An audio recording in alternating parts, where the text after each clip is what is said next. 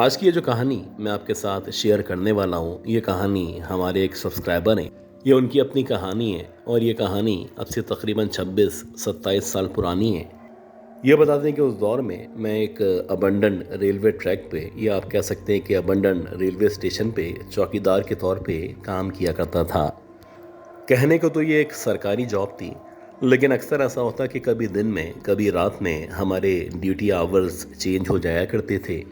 और मेरी प्रायोरिटी हमेशा से यही थी कि मैं दिन के औकात में जॉब कर सकूं, क्योंकि रात में ये जो अबंडन रेलवे स्टेशन था, यहाँ का जो माहौल था, ये बड़ा खौफनाक हो जाया करता था। और अजीब बात ये थी कि यहाँ एतराफ़ में 3-4 किलोमीटर तक ना ही कोई लाइट्स वगैरह का इंतज़ाम था और ना ही किसी भी किस्म की आबादी मौजूद थी। अब ज़ाहिर सी बात है, जब आप अपने बच्चों को देखते हैं या उनका मुंह देखते हैं तो आप रात दिन नहीं देखा करते, और आपकी कोशिश होती है कि आप जो भी काम मिल रहा है खैरियत से उसको करके अपने बीवी बच्चों के रोज़गार का इंतज़ाम कर सकें।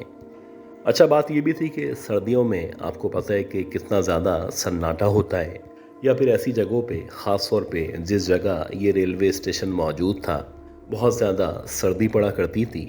और आप कह सकते हैं कि नवंबर का जैसे ही आगाज़ होता तो ये पूरा का पूरा इलाका धुंध के अंदर डूब जाया करता था। तो वैसे ही एक सर्द रात थी और मुझे अच्छी तरह याद है कि रात के तकरीबन 11 साढ़े 11 बजे का टाइम था। मैंने कुछ लकड़ियों के अंदर आग लगा रखी थी। बात ये भी थी कि सर्दी बहुत थी और अगर मैं आग नहीं लगाता तो इस सर्दी में मैं जम के रह जाता। आग लगाने के साथ साथ मेरे पास एक पुराना रेडियो स्टेशन मौजूद था, जिसके अंदर सेल डालने के बाद आप बआसानी रेडियो पे गाने वगैरह सुन सकते थे। ये मेरा रोज़ का रूटीन था। अक्सर ऐसा होता कि मैं 2-2 3-3 बजे तक रेडियो पे गाने सुना करता था। तो वैसे ही मैं गाने सुन रहा था, मेरे एक हाथ में कुछ खाने का सामान, चने और गुड़ वगैरह मौजूद था, जबकि दूसरे हाथ में रेडियो मैंने अपने कानों के पास उठा रखा था और सामने आग जल रही थी। अब इसी दौरानिए में जैसे जैसे टाइम गुजर रहा था, मुझे हल्की हल्की सी चंबेली या रात की रानी की खुशबू का एहसास हो रहा था। ऐसा लग रहा था एतराफ़ से कहीं से मुझे ये रात की रानी की या फिर चंबेली के फूल की खुशबू आना शुरू हो चुकी है। शुरू में ये जो खुशबू थी, ये बड़ी हल्की सी महसूस हो रही थी, लेकिन जैसे जैसे टाइम गुजर रहा था वैसे वैसे ये जो खुशबू थी, इसकी शिद्दत में इजाफा हो रहा था। अब मैं सोच रहा था कि एतराफ़ में कोई इस तरह का फूल, कोई इस तरह का दरख्त मौजूद नहीं है। बिलाखिर फिर ये खुशबू कहाँ से आ रही है, ये बहुत सारे सवालात थे जो मेरे जहन के अंदर मौजूद थे। खैर, इसी दौरानिए में मुझे अपने सीधे हाथ की तरफ से किसी की आमद का गुमा हुआ। ऐसा लग रहा था जैसे सीधे हाथ की तरफ से, यानी जहाँ से कभी रेल आया करती थी, किसी ने आहिस्ता आहिस्ता करके मेरी सिमत या इस रेलवे स्टेशन की तरफ बढ़ना शुरू किया है। जैसे जैसे वो वजूद ज़मीन के ऊपर कदम रख रहा था, वैसे वैसे उसके कदमों की आहट या आवाज़ मुझे अपने कानों में गूंजती हुई सुनाई दे रही थी। बड़ी अजीब बात थी, बड़ा अजीब इत्तेफाक था कि इतनी रात में, यानी इस शदीद सर्दी में, इस एरिए में जहाँ पे दूर दूर तक आबादी मौजूद नहीं है, कोई बिला आखिर इस स्टेशन की तरफ क्यों कर चलता चला आएगा। मुझे ऐसा लग रहा था कि शायद मुझे सरकार ने जिस नौकरी के लिए रखा था, इस नौकरी को हलाल करने का वक्त आ चुका है। मैं अब तक सोच रहा था कि शायद कोई शोर है, डकैत हैं, जो आहिस्ता आहिस्ता करके मेरी सिमत या मेरी तरफ बढ़ते चले आ रहे हैं। लेकिन जैसे जैसे वो वजूद करीब आ रहा था, वैसे वैसे अब मुझे उस खुशबू का न सिर्फ एहसास बढ़ता चला जा रहा था, बल्कि अब ऐसा लग रहा था जैसे कोई दोशीज़ा है जिसने सफ़ेद कलर की साड़ी ज़ेब तन कर रखी है और वह आहिस्ता आहिस्ता बड़ी मस्तानी चाल के साथ या हिरनी की सी चाल के साथ मेरी तरफ बढ़ती चली आ रही है। बड़ा बेबाक उसका अंदाज था, और सच्ची बात यह कि जैसे जैसे वो मेरे करीब आ रही थी वैसे वैसे सुरूर में इजाफा हो रहा था।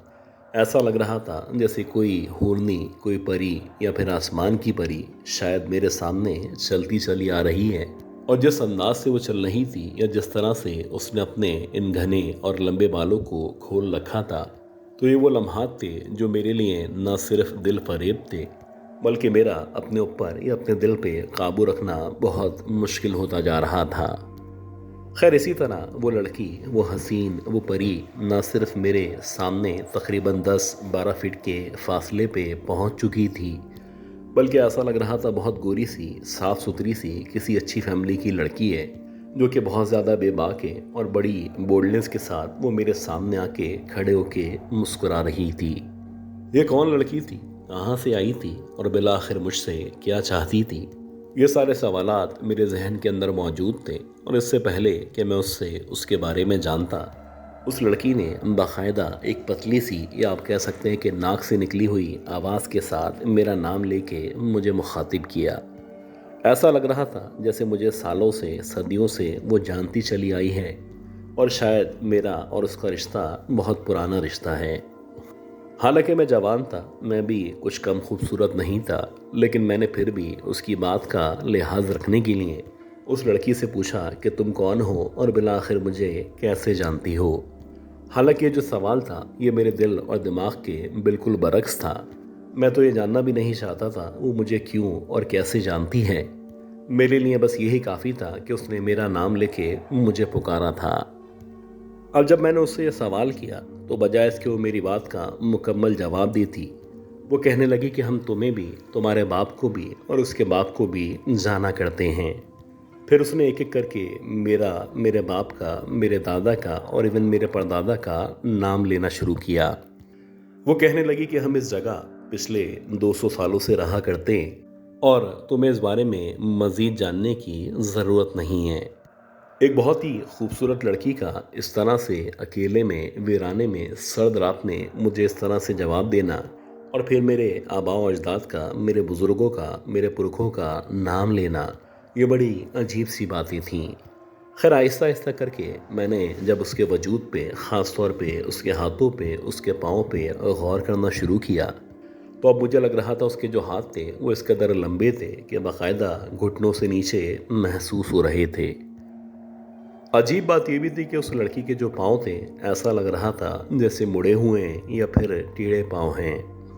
हर गुजरते हुए लम्हे के साथ साथ मुझे उसके इंसान ना होने का यकीन हो रहा था और अब मुझे लग रहा था कि जैसे इसके उल्टे या टेढ़े पाँव हैं, यकीनन ये वो मखलूक हो सकती है जिस मखलूक के किस्से, कहानियाँ हम अपने बड़ों से सुनते चले आए हैं। सिर्फ एक ही अच्छी बात थी और वो ये थी कि मेरे सामने थोड़ी सी लकड़ियों में आग लगी हुई थी। शायद इसी वजह से ये लड़की एक ख़ास हद तक आने के बाद रुक चुकी थी और वो इस आग की वजह से मज़ीद आगे नहीं बढ़ पा रही थी। और ऐसा ही हुआ कि अगले ही लम्हे मेरे पास जो एक बड़ी लकड़ी और कपड़ा मौजूद था, मैंने उस लकड़ी और कपड़े को ना सिर्फ एक साथ लपेटा बल्कि जल्दी से उस कपड़े के ज़रिए उस लकड़ी में आग लगा ली। अब मेरे एक हाथ में एक बड़ी सी लकड़ी मौजूद और मैं जब उस लकड़ी को लेके उस लड़की या उस चुड़ैल की तरफ बढ़ रहा था तो आहिस्ता आहिस्ता करके उसने पीछे हटना शुरू कर दिया था। अल्लाह जानता है कि मैं जैसे जैसे आगे बढ़ रहा था वो न सिर्फ पलट के पीछे की तरफ बाकायदा भागना शुरू कर चुकी थी, बल्कि देखते ही देखते कुछ लम्हात के अंदर ऐसा लग रहा था जैसे वो हवा के अंदर तहलील हो चुकी है। शायद मेरी किस्मत अच्छी थी और ये आग मेरे सामने जल रही थी, तो इसी वजह से ना सिर्फ मैं उस बला से, उस चुड़ैल से बच पाया, बल्कि उसके बाद भी जब तक मैंने रात के औकात में वहाँ पे ड्यूटी अंजाम दी तो मेरी कोशिश यही हुआ करती थी कि किसी भी तौर अपने आगे, अपने पीछे या अतराफ़ में कोई ना कोई आग जला के ज़रूर रखूँ। अच्छा गाइस, उम्मीद करता हूँ ये जो पहली स्टोरी थी, ये कहानी, ये स्टोरी आपको ज़रूर पसंद आई होगी। अब हम चलते हैं आज की दूसरी बहुत ही खौफनाक कहानी की तरफ और मैं उम्मीद करता हूँ कि आपने अब तक इस ऑडियो को, इस वीडियो को लाइक ज़रूर कर दिया होगा। ये कहानी मेरी कहानी है और ये किस्सा अब से तकरीबन 24 साल पहले मेरे साथ पेश आया था। मुझे अच्छी तरह याद है कि सर्दियों की रातें चल रही थीं और मैं अपने 6 साल के बेटे को लेके किसी काम से बाहर निकला था। असल में हमारी जो रिहाइश थी बेसिकली वो पापूछ कब्रिस्तान के बहुत करीब मौजूद थी, तो अक्सर ऐसा होता था कि हमें रात में भी कब्रिस्तान के सामने से या इवन कब्रिस्तान के अंदर से गुजरना होता था। تو वैसे ही जब मैं अपने बेटे को लेके कुछ सामान लेने के लिए बेकरी की तरफ गया, तो जब मैं बेकरी की तरफ गया तो वहाँ जाके मुझे याद आया कि जहाँ पे कब्रिस्तान मौजूद है उसके सामने वाला जो एरिया है उस एरिया में भी मुझे कुछ काम है। वैसे आम तौर पे मैं कोशिश किया करता था कि छोटे बच्चों के साथ, ख़ास तौर पे ख़वातीन के साथ, मगरिब की नमाज के बाद कब्रिस्तान के इर्द गिर्द से ना गुज़रूँ। लेकिन बहरहाल मुझे याद है कि कोई वजह थी या कोई मजबूरी थी जिसकी वजह से मुझे वहाँ पे अपने छोटे बेटे के साथ जाना पड़ा। अब जैसे ही मैं अपने बेटे को बाइक पे लेके कब्रिस्तान के सामने की तरफ आया, तो मेरी आदत थी जब भी मेरी नज़र कब्रिस्तान के ऊपर पड़ा करती थी तो मैं सबसे पहले कब्रिस्तान के ऊपर या उस तरफ देख के सलाम किया करता था। तो वैसे ही मैंने कब्रिस्तान के जो भी मुर्दे थे उनको सलाम किया, और जैसे ही मैंने सलाम किया तो मेरे साथ साथ जो मेरा बेटा था वो भी उस तरफ देखने लगा। मैंने उसको कहा कि बेटा तुम सामने की तरफ देखो, उस तरफ ना देखो। लेकिन अजीब बात ये थी कि मेरे कहने के बावजूद मेरा जो बेटा था मुसलसल कब्रिस्तान की तरफ देख रहा था, और देखते ही देखते उसके जो फेशियल एक्सप्रेशंस थे जो कि नॉर्मल थे वो ना सिर्फ बदलना शुरू हो चुके थे, बल्कि जैसे जैसे टाइम गुजर रहा था वैसे वैसे एहसास हो रहा था जैसे इसके खौफ में इजाफा होता चला जा रहा है। शायद इसी वजह से हमारे जो बड़े थे, जो भी बुज़ुर्ग थे, वो बच्चों को कब्रिस्तान के सामने ले जाने से मना किया करते थे।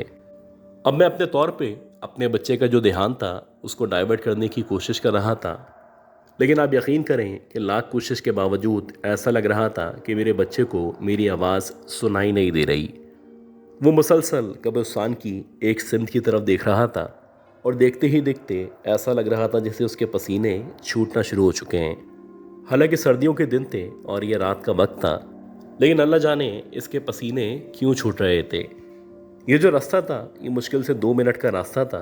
2 मिनट के अंदर अंदर हमें उस कब्रिस्तान के सामने से गुजर के सामने वाले हिस्से में पहुंच जाना था। लेकिन आप यकीन करें ये जो 2 मिनट थे ऐसा लग रहा था जैसे 2 घंटे के अंदर तब्दील हो चुके हैं। खैर जैसे तैसे जब मैं उस बच्चे को लेके वहाँ से आगे की तरफ आया तो मेरे बच्चे ने अजीब तरीके से मुड़ मुड़ के कब्रिस्तान की तरफ देखना शुरू कर दिया। अब जब मेरा बच्चा मुसलसल बार बार वहाँ पे देख रहा था तो मैंने उससे पूछा कि बेटा सब खैरियत तो है। तो बजाय इसके वो मेरी बात का कोई जवाब देता, वो कोशिश कर रहा था कि उसको जिस हद तक कब्रिस्तान नज़र आ सकता है वो उस तरफ देखता चला जाए। अब जैसे जैसे उसकी ये जो हरकतें थी ये बढ़ती चली जा रही थी, वैसे वैसे मेरे खौफ में इजाफा हो रहा था। मुझे लग रहा था कि यकीनन कोई ना कोई ऐसी मखलूक है जो उसको दिखाई दे रही है, और शायद ये उस मखलूक के ऊपर से अपना जो ध्यान है उसको हटा नहीं पा रहा है। अब मैंने अपने तौर पे आयतुल कुर्सी की तिलावत शुरू की, और जैसे जैसे मैंने आयतुल कुर्सी पढ़ना शुरू की वैसे वैसे ऐसा लग रहा था मेरे बच्चे की जो तबीयत है वो कदरे बेहतर होती चली जा रही है। वो ना सिर्फ नॉर्मल हो चुका था बल्कि अब उसने सामने की तरफ देखना शुरू कर दिया था। खैर मैं वहाँ पे गया। वहाँ जाने के बाद जो भी मेरा काम था मैंने वो काम कंप्लीट किया, और काम कंप्लीट करने के बाद जब मैंने अपने बच्चे से इत्मीनान के साथ पूछा कि तुम बार बार कब्रिस्तान की तरफ क्यों देख रहे थे, तो पहले तो वो दोबारा से डरने लगा। लेकिन जब मैंने उस पर दम दुरूद किया, उससे प्यार मोहब्बत से बात की, तो वो कहने लगा कि बाबा वहाँ पे जहाँ पे कब्रें मौजूद थीं मुझे ऐसा लग रहा था जैसे बहुत सारी आंटियाँ या बहुत सारी औरतें वहाँ पे खड़ी हुई हैं। वहाँ पे जितनी भी खबरें मौजूद थीं उतनी ही औरतें मेरे बच्चे को नज़र आ रही थीं। हालांकि जब मैंने कब्रिस्तान की तरफ देखा था, जब मैंने वहाँ पे देख के सलाम किया था, तो उस वक्त मैंने गौर से अंदर की तरफ का जायज़ा लिया था। वहाँ पे औरतों तो दूर की बात है, एक भी औरत का नामो निशान मौजूद नहीं था। अब मुझे बड़ी हैरानी हुई कि ये जो औरतें मेरे बच्चे को नज़र आ रही थी ये बिलाखिर मुझे क्यों नज़र नहीं आ रही थी। खैर जब मैं वापस पलटा तो वापस पलटने से पहले मैंने अपने बच्चे का और अपना मुकम्मल तौर पे हिसार किया। अब जाहिर सी बात है यहाँ से वापस जाने के 2 रास्ते थे। एक रास्ता यही था कि मैं कब्रिस्तान के सामने से होता हुआ चलता चला जाऊँ, जबकि जो दूसरा रास्ता था उसके मुताबिक पहले मुझे नाज़माबाद की तरफ आना था और वहाँ से घूम के फिर पापोश की तरफ इलाके में दाखिल होना था। अब बात ये थी कि सर्दी भी हो रही थी और रात के इस पहर में इतने लंबे रूट पे जाना ख़तरे से खाली नहीं था। मैंने दोबारा से उसी रास्ते से जिस रास्ते से मैं आया था ना सिर्फ अपने घर की तरफ बढ़ना शुरू किया, बल्कि जैसे जैसे मैं कब्रिस्तान की तरफ बढ़ रहा था वैसे वैसे मेरे बच्चे की जो हालत थी वो मज़ीद ख़राब से ख़राब होती चली जा रही थी। वैसे ही उसकी शक्ल से ना सिर्फ पसीने छूटते हुए नज़र आ रहे थे, बल्कि ऐसा लग रहा था जैसे जैसे हम कब्रिस्तान के करीब आते जा रहे हैं एकदम से उसका चेहरा खौफ का शिकार होता चला जा रहा है। आप यकीन करें, ये जो लम्हा था, ये जो 2 मिनट थे, इन 2 मिनट में मुझे यहाँ से गुजरना था, लेकिन मैं मुसलसल ज़ोर ज़ोर से कुल आऊज़ु बिरब्बिन नास और इसके साथ साथ आयतुल कुर्सी की तिलावत कर रहा था। आप यकीन करें कि जब मैंने यहाँ से गुजरने के बाद अपने बच्चे की शक्ल देखी तो ऐसा लग रहा था जैसे उसकी शक्ल मुकम्मल तौर पे लाल हो चुकी है और वैसे ही वो खौफ का शिकार है जैसा कि जाते हुए नज़र आ रहा था। खैर, जब मैं घर पहुंचा और घर पहुंचने के बाद मैंने अपनी बीवी को ये सारा का सारा किस्सा सुनाया तो मेरी बीवी ने काफ़ी देर तक मेरे बच्चे पे दम दुरूद किया। तब कहीं जाके हमें लगने लगा जैसे उसकी जो तबीयत थी वो कदरे बेहतर हो चुकी है। खैर, जैसे तैसे करके जब उसको नींद आई तो नींद आने के बाद रात के तकरीबन 3-3:30 बजे वो एकदम से उठ के बैठ गया। अब जब वो उठ के बैठा तो उठ के बैठते ही उसने रोना शुरू कर दिया और जब वो रो रहा था तो यकीन करें ऐसा लग रहा था जैसे उसको कोई नज़र आ रहा है। जैसे तैसे ये जो फजर की नमाज तक का टाइम था हमने ना सिर्फ गुजारा, बल्कि जैसे ही नमाज ख़त्म हुई तो मैं अपने बच्चे को लेके मस्जिद के जो इमाम साहब थे उनके पास ले गया। वहाँ जाने के बाद वो जो इमाम साहब थे उन्होंने मेरे बच्चे पे तकरीबन आधे घंटे तक दम दुरूद किया। इमाम साहब का ये कहना था कि ये जो बच्चे हैं, जो कि मासूम बच्चे होते हैं, अक्सर इनको कब्रिस्तान में वो चीज़ें नज़र आया करती हैं जो कि आम आदमी की नज़र से ओझल होती हैं। लिहाजा आप कोशिश करा करें कि रात के औकात में ख़ास तौर पे बच्चों को कब्रिस्तान के सामने से गुजारने से परहेज़ करें।